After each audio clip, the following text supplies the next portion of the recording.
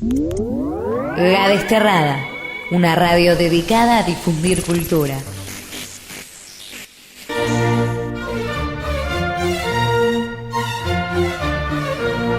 A partir de este momento, los invitamos a compartir y conocer una perfecta combinación de música,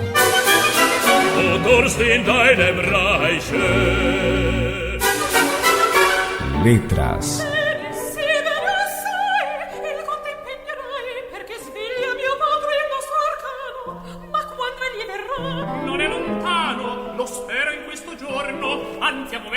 interpretaciones.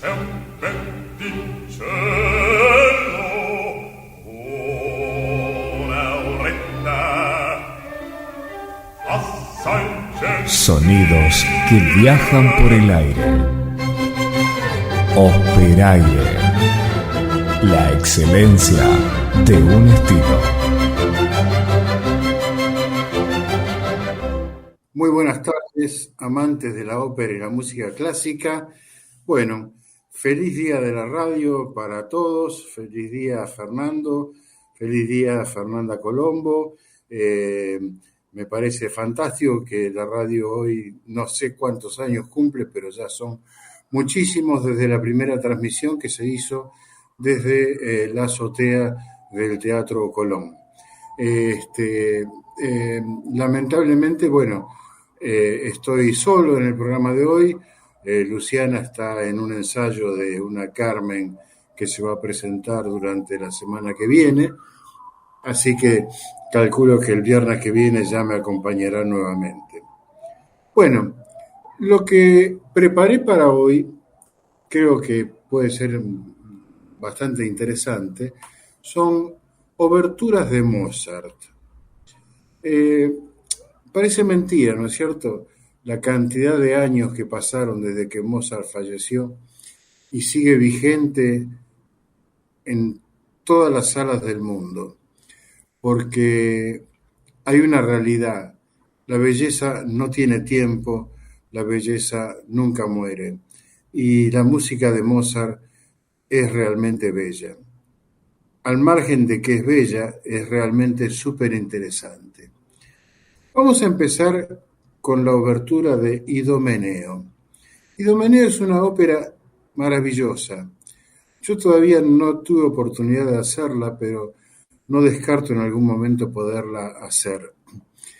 Idomeneo es un personaje que queda perdido en una tormenta en un barco y le promete al dios de la tormenta que si se salva va a cambiar su vida por la primera persona que encuentre cuando llegue a una playa. Y efectivamente, Poseidón lo salva y la primera persona que encuentra cuando llega a la playa es su hijo. A partir de ahí empieza toda una trama maravillosa, muy bien desarrollada por Mozart. Esta obertura tiene un formato casi diría de sonata, porque es la frase, la forma es A, B, A, B, C, y realmente es sumamente interesante. Hay que notar cómo el ataque orquestal está permanentemente resaltado y los matices que sugiere Mozart en esta obertura son realmente extraordinarios. Vamos, Fernando, cuando quieras con el número 1, obertura de Idomeneo de Mozart.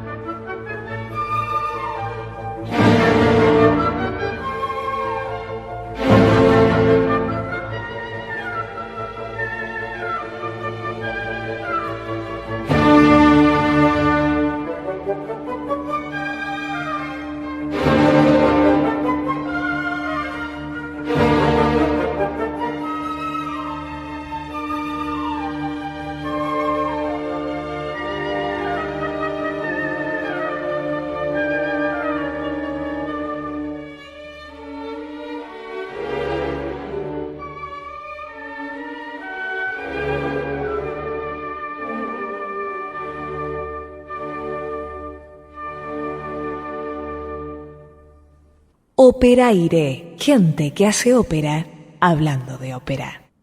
Bueno, a partir de ese final es que comienza el momento escénico. La segunda obertura que vamos a escuchar es la de Bodas de Fígaro. Bodas de Fígaro es una ópera sumamente interesante que generó muchísimos problemas con la censura, porque es una ópera que cuestiona todo el tiempo el famoso derecho de pernada que existía en esa época y atentaba obviamente contra ese derecho de la clase dominante. Así que fue muy complejo para Mozart poder terminarla y que la censura no la prohibiera. Él hizo recortes, hizo acomodamientos, hizo un montón de detalles para permitir que fuera posible su estreno. Y se transformó en una ópera fantástica, tal vez con demasiado recitativo para mi gusto, pero que tiene arias bellísimas. Una de las arias más bellas es el aria de la Condesa. Yo cuando estudiaba en el Teatro Colón, la carrera de Regie, nosotros estudiábamos dentro del teatro, en unas salas que estaban al costado, y entonces para entrar o para salir había que pasar por la galería. Y un día, al salir de una clase, me asomé a la galería a escondidas porque no te dejaban ver, y estaba todo el teatro vacío, la orquesta en el foso, el director, y sentada en una silla en el medio del escenario, nada menos que René Fleming, que hacía el rol de la Condesa. En ese momento estaban ensayando precisamente el aria de la Condesa. Bueno, fue inolvidable. Recuerdo el sonido en mi memoria como si la estuviera escuchando en este momento. Tan memorable fue que, pese a que no había nadie, cuando termina el aria, la orquesta se para y le brinda una emoción y una ovación espectacular. Creo que la orquesta debe haber estado más o menos, por lo menos 3-4 minutos aplaudiéndola. Fue maravilloso. Bueno, vamos entonces con la obertura de las Bodas de Fígaro, que tiene un formato similar a la forma sonata, un ABA y un resumen. Cuando quieras, Fernando.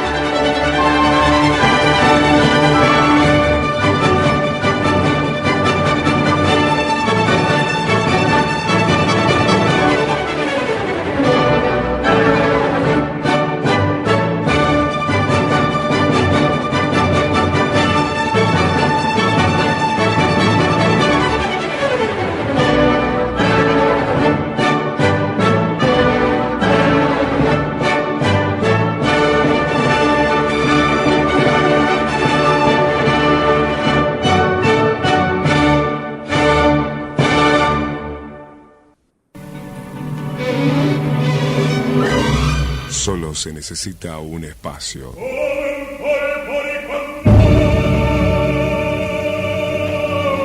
Aire libre para que viajen los sonidos.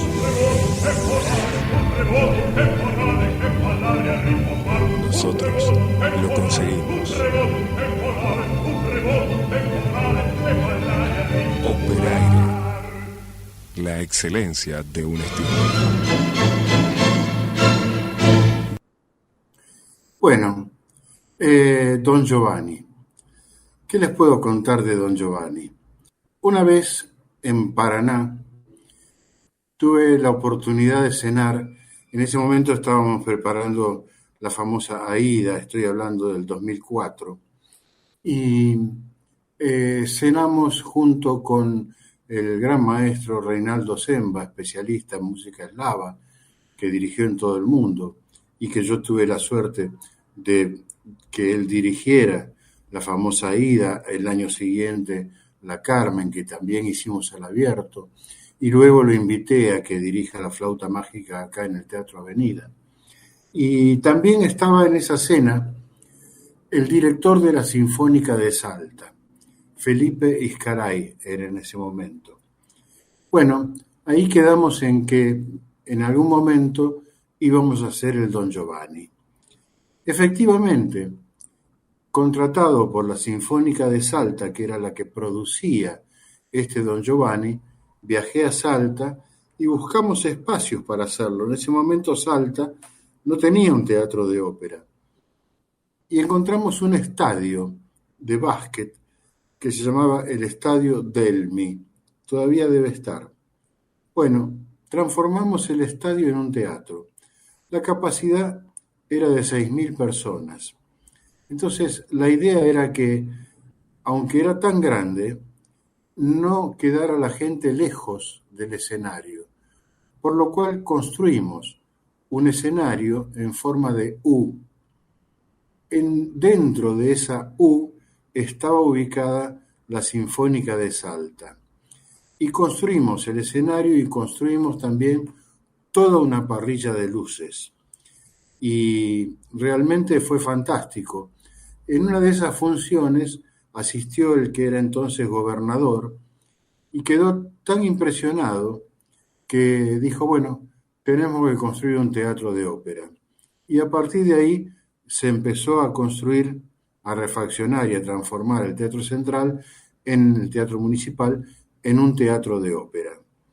Les cuento también que fue la primera ópera completa que se hizo en Salta.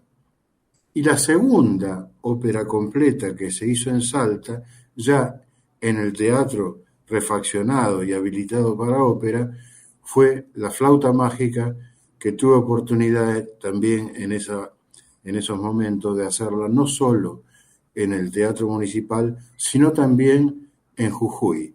La hicimos una función en Salta y otra función en Jujuy. Pero vamos a la obertura. La obertura es una obertura dramática, es una ópera que él, en general, Mozart la denominaba tragicómica, pero es una ópera terrible, que deja mucho para pensar cuando uno la ve. El Don Giovanni en realidad se lo puede ver de distintas maneras. Una de las formas es verla como que lo que realmente era Don Giovanni, un seductor. Hay quienes dicen, era un violador, se la pasaba de juerga y violaba a todo el mundo. No. Es un error grosero pensarlo de esa manera.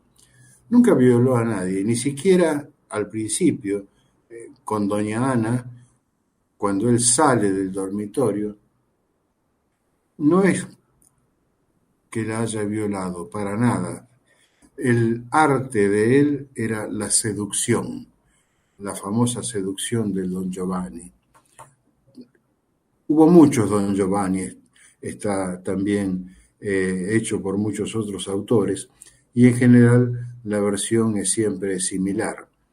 Pero la obertura presenta, como en general las oberturas de Mozart, dos momentos diferentes. El momento de la tragedia, el momento del inicio de la obertura, donde es realmente dramática. Y después un momento más liviano, que es donde muestra la faceta cómica de otro de los personajes, que es el leporelo. Presten atención, hay en el segundo momento unas escalas descendentes de los violines.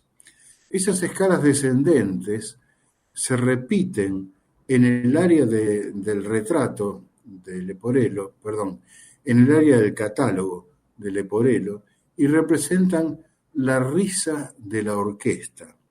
La orquesta se ríe de lo que Leporello le está diciendo a doña Elvira, que le está mostrando el catálogo de todas las conquistas de don Giovanni. Así que prestemos atención a esos detalles que son importantes en la obertura. Empieza, como decía, muy trágica, muy trágica. Si uno se abstiene de Mozart, parece el inicio de una obra de Beethoven. Tal vez es un anticipo de lo que vendría con Beethoven. Pero bueno, vamos a escucharla. Es el número 3, si no me equivoco, Fernando, obertura de Don Giovanni.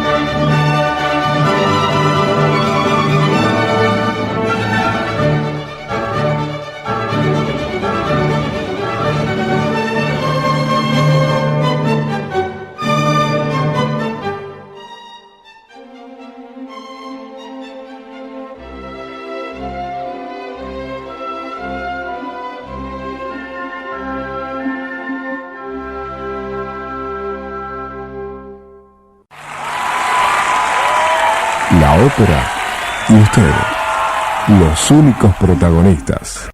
Bueno, sobre ese Don Giovanni, por supuesto, tengo muchísimas anécdotas, pero les quiero comentar una.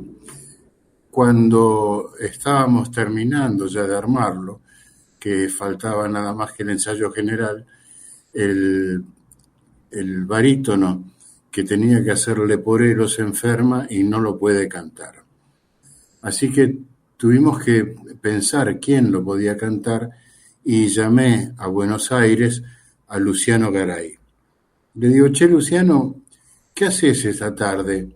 Me dice, mira, ya no tengo más nada que hacer por ahora porque terminé el ensayo, así que pensaba irme a casa. Le digo, bueno, mira, a las 7 de la tarde tenés un vuelo que sale para Salta. Tómatelo porque necesito que hagas el Leporello. Hoy es el general a las 9 de la noche y pasado mañana es la función. Así que me dijo que sí, se tomó el avión, llegó con la valija al estadio Delmi, lo fueron a buscar al aeropuerto y ahí hizo todo el ensayo general, yo acompañándolo por el escenario para marcarle cuáles eran las partes donde tenía que estar y dónde tenía que ponerse y cómo tenía que hacer las cosas, pero él ya lo había cantado en varias oportunidades, así que hizo un Leporello extraordinario. Realmente Fernando Grassi en ese momento hacía el Don Giovanni. Así que fue realmente una función fantástica la que logramos. Y por supuesto, bueno, como les decía, a raíz de esa función, también hay otra anécdota. Cuando el convidado de piedra sobre el final viene en forma de estatua a cenar con Don Giovanni, porque Don Giovanni lo había invitado a cenar en el cementerio, yo hice colocar bafles de sonido grave detrás del público, en las gradas de la platea, bien al fondo, de manera que cuando él empezaba y decía Don Giovanni, esa voz y esa escena, la voz de él salía de todas partes, era como si envolviera a todo el público en esa escena terrible donde Don Giovanni termina yéndose al infierno. Bueno, a ver, quisiera seguir con Così fan tutte. Così fan tutte también es una obra de enredos, donde para probar la fidelidad los dos novios se disfrazan de soldados y vuelven a tratar de conquistarlas y ellas no se dan cuenta que son los mismos novios. Lo cual, bueno, en general tiene que estar muy bien hecha la caracterización porque si no es realmente muy ridículo, ¿no? Toda la escena.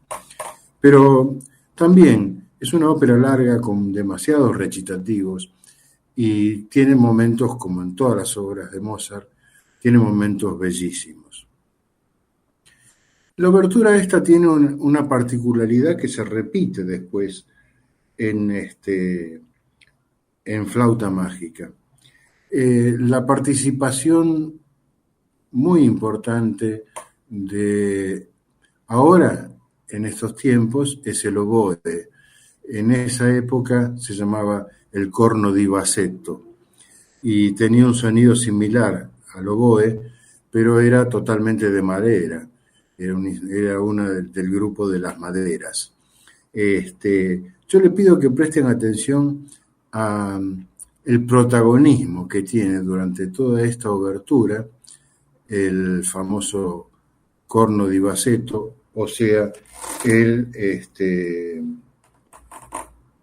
oboe. Cuando quiera, Fernando, es el número 4, si no me equivoco, Così fan tutte obertura.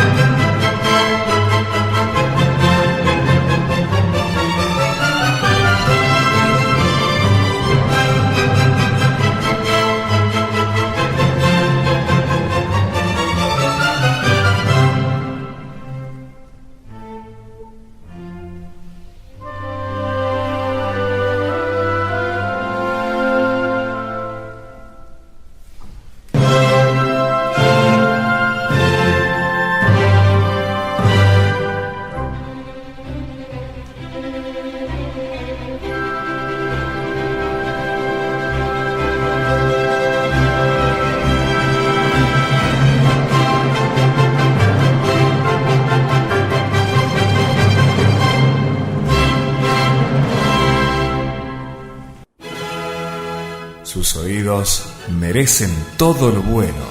Operaire es la opción.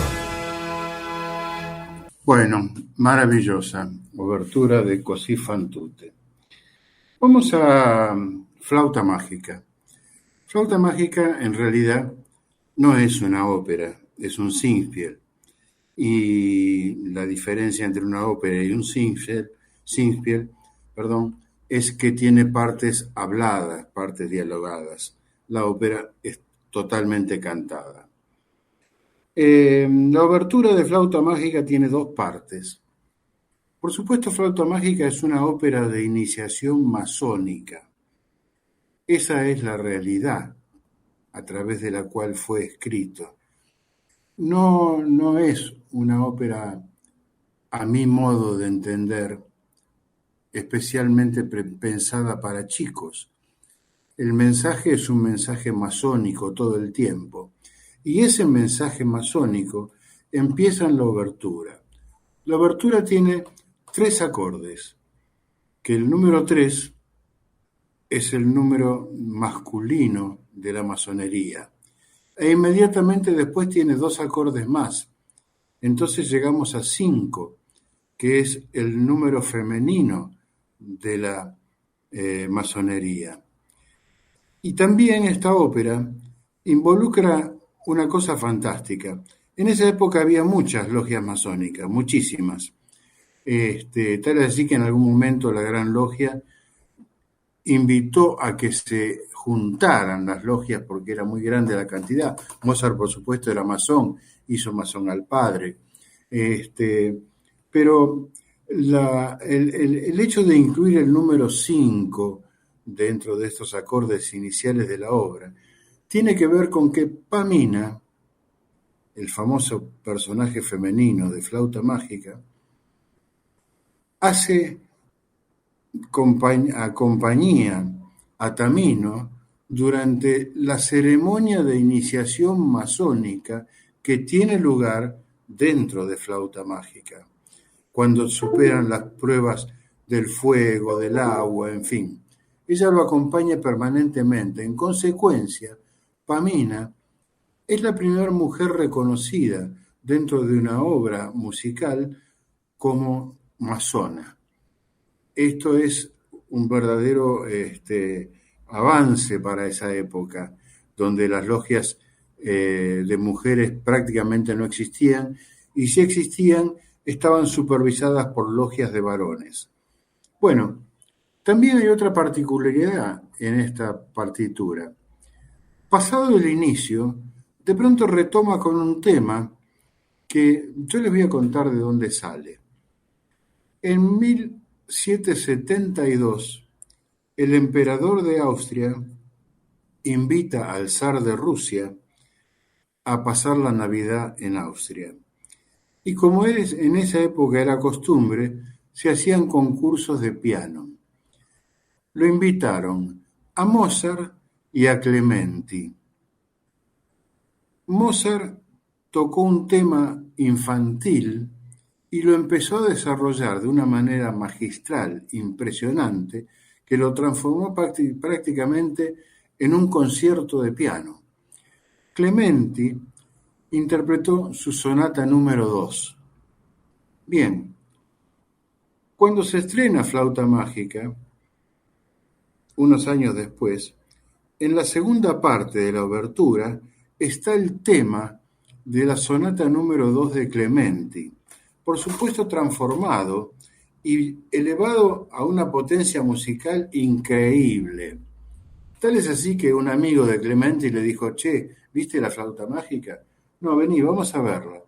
Cuando Clementi se da cuenta que él había hecho variaciones sobre su tema de la sonata número 2, salió de la función, se fue a una imprenta, hizo imprimir la partitura y con una elegancia magistral en la carátula hizo poner: «Esta sonata la interpreté frente al zar de Rusia y al emperador de Austria en 1772. Así que en realidad esta, digamos, modificación o variaciones que hace Mozart es sobre la sonata número 2 de Clementi. Bien, podemos llegar a hablar 8 horas de flauta mágica, porque tiene absolutamente de todo. Hay personajes que la gente no entiende, como los hombres en armas, que no representan nada más que el guardián exterior y el guardián interior cuando hay una tenida en una logia, que cuidan la puerta, que no entre nadie que no esté habilitado para entrar. En fin, muchísimas cosas podríamos hablar de lo que se muestra en Flauta Mágica. Por eso sostengo que no es exactamente una ópera para niños, aunque el personaje cómico y Pamina y Pamino son, perdón, no quise decir Pamina y Tamino, tienen también momentos cómicos que en realidad no son tan cómicos, porque resulta que uno de ellos se encarga de juntar palomas y dárselas a las 3 damas. Entonces, ¿para qué querían las palomas? ¿Para qué la reina de la noche, que no tiene nombre, se llama la reina de la noche, quería las palomas? Porque en las ceremonias de iniciación femeninas, en la masonería, ponían una taza en un sucucho donde se llevaba a cabo la primera parte de la ceremonia, una taza boca abajo, y adentro de esa taza había una paloma. Entonces, una de las cosas que no se admiten en las ceremonias de iniciación masónica es la curiosidad. Es decir, que si la mujer levantaba la taza para ver qué había abajo, la paloma se volaba y automáticamente quedaba fuera de la ceremonia de iniciación. Bien, bueno, podría seguir 8 horas, pero vamos directamente entonces a la abertura. Presten atención a la cantidad de acordes y cómo están presentes el número 3 y el número 5. Cuando quiera, Fernando.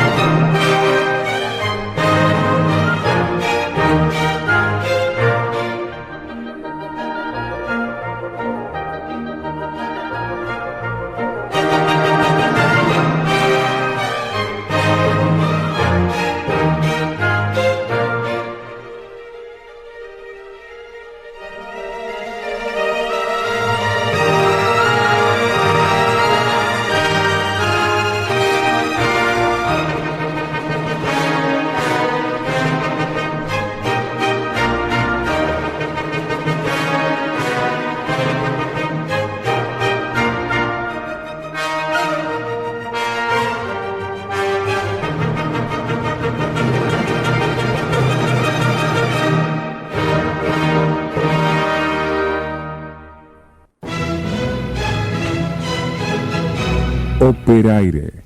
Simplemente ópera. Bueno, cuando me refería equivocadamente a Pamina y a Tamino, quería haber dicho Papageno y Papagena. Papageno es un personaje híbrido, es un simple, incapaz de entrar en la masonería.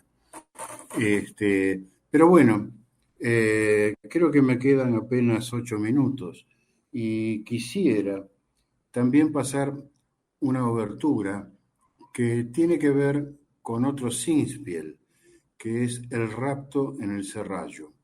También una ópera que generó muchos conflictos con la censura, pero que en ese momento todo lo que era árabe y turco estaba muy de moda.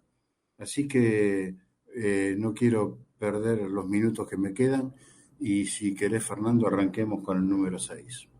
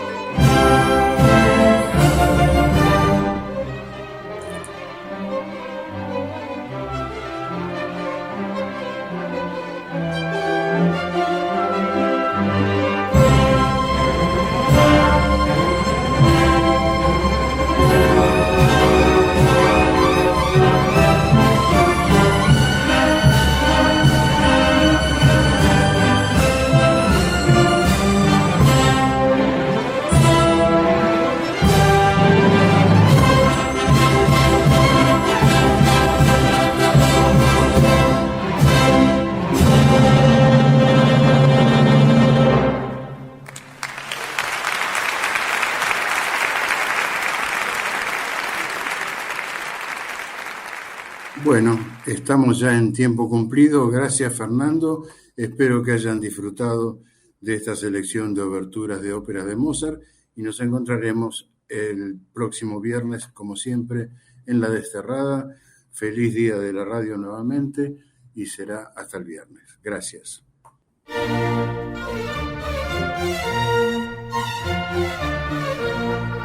Hasta aquí tuvimos el agrado de compartir Operaire, la excelencia de un estilo.